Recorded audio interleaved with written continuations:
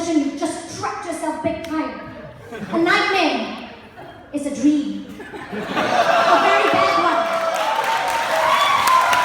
And as much as a wet dream is a dream. I will not go into that because my children are here. So thank you once again. It is most disappointing that the proposition contents itself with such limiting and almost sorrow definitions of the complaining Singapore, the 70%.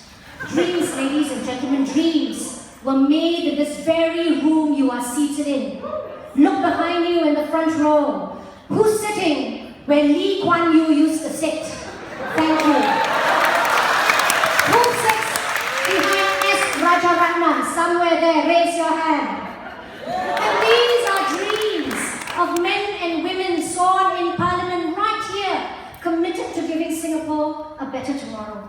We, ladies and gentlemen, are not what the proposition has painted us to be. Nightmare? Today I stand here together with my credible team of dreamers to convince this House that Singaporeans are indeed dreamers.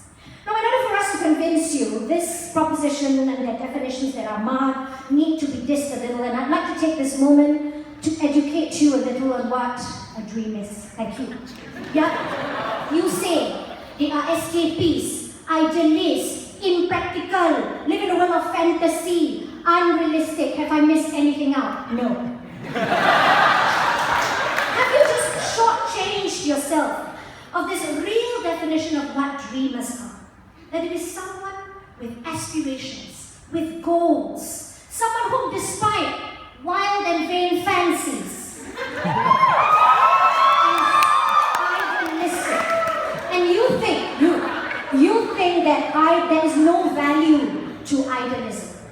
Now, in being idealistic, what does one do? One dreams of perfection in yourself, in others. Take these lines of a song that we all know and take pride, I hope, each time we sing it. Mari kita rakyat Singapura. You sit down to mission.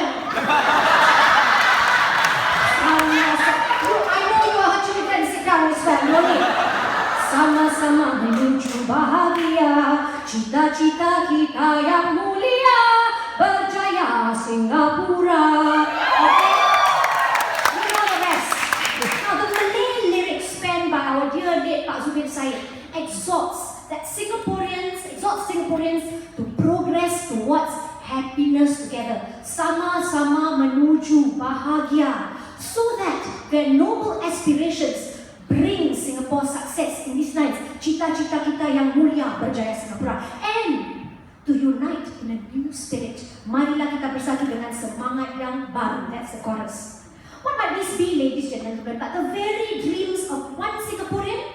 Not just one Singaporean, but for all Singaporeans who have for years sung this in unison, sharing, embodying the same dreams that Pak Zubir has for us. But surely there are more than dreamers like Pak Zubir in a time when Singapore was going through tumultuous times of change, and with change, like they say, nightmare, comes upheaval and violence. Against the backdrop of racial riots in the 50s and 60s, ladies and gentlemen, our national pledge was written. Singapore's first Minister of Foreign Affairs, S. Rajaratnam, who sat right there a long time ago, in 1966 had an aspiration. The aspiration to forge a sense of nationhood and build, in his words, a Singapore that we can be proud of, while emphasizing unity and multiracial harmony. And he believed that language, race, religion, you know the words, were potential divisive factors which could be overcome if Singaporeans were united in their commitment to this country. So you see, ladies and gentlemen, these are the people with what? Vision. These are people whose ideas have been in that time may have seemed audacious, highly speculative, but these are visionaries guided by ideals, people who dared to dream. They were dreamers. And so you see, the proposition sad depiction of that nightmare, that sense of being pragmatic, needs to be thrown out of this very chambers. Now, what sets apart an idealist, or us dreamers, from them pragmatists? An idealist asks what the world should be and might be. A pragmatic asks what the world is. An idealist affirms imagination. A pragmatist? An idealist attempts to realize a to this, juxtaposed to aesthetic, naturalism, and realism. A pragmatist? Now, a pragmatist, let's bring it here. A pragmatist cannot possibly put together a writers' festival such as this. Here is a combination of dreams, of writers, readers who come together, congregate to give and share the pleasures of literature to and for a wider audience. An idealist is that dreamer who takes what you know as an ordinary experience and makes it an extraordinary existence.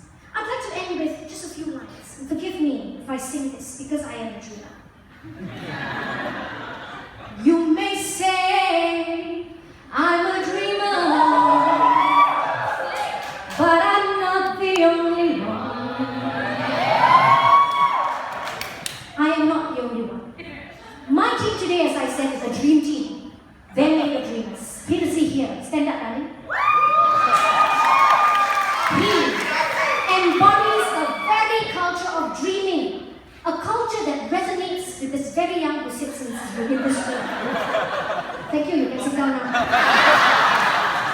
Sharmini Flint. Sharmini Flint has gained 10 kilograms in 1 year. Symptomatic of a dreamer. A failed one. I will leave her to talk about that in a while. And lastly, our final speaker, Dr. Gui. He doesn't want the doctor to be said, correct? Yes. Okay, now don't upstage me, it's my time now. Oh, one more minute. He is that dreamer who gave up a safe, a stable job to do what? To live a perilous life of a poor and struggling poet without laksa for